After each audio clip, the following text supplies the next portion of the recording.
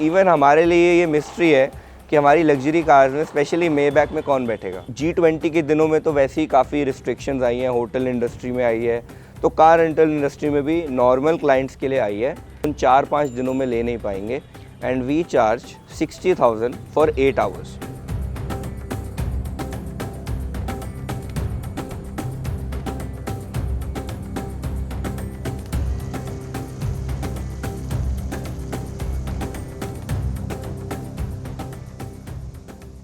मेरा नाम हरमनप्रीत सिंह पुनिया है एंड हमारे पास अप्रॉक्सीमेटली 300 प्लस कार्स की फ्लीट है, जिसमें कि we have more than 30 to 50 cars luxury.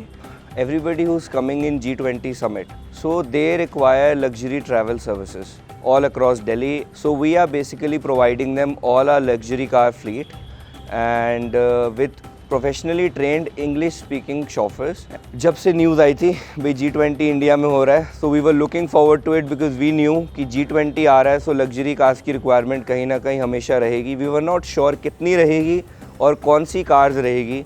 जैसे जैसे time came closer, I think about so we invested in our fleet and right now Delhi में आप कह सकते हैं कि one of the most latest model cars we have. So हम मुंबई की फ़्लीट ऑलरेडी मंगा रहे हैं, हमारी कुछ कार्स ऑलरेडी वहाँ पे है, हम और मंगा सकते हैं। हमारे पैन इंडिया जो वेंडर्स हैं, हम उनसे अपनी कार सप्लाई करवा सकते हैं।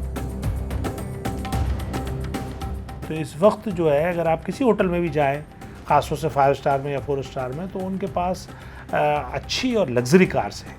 उनको लाने के लिए ऑब्वियसली कॉस्ट तो बढ़ी जाती है, कॉस्ट तो वैसे भी बढ़ती है क्योंकि एक आपके पास सप्लाई कम है और डिमांड ज़्यादा है, तो लोगों के रेट थोड़े से वैसे ही नेचुरल बढ़ जाते हैं। दूसरा, हमें क्वालिटी भी अपग्रेड करनी होती है, क्योंकि हमें इंटरनेशनल डेलीगेट को फीड करना है, तो हमें उसी लेवल पे क्वालिटी लेके जानी होगी।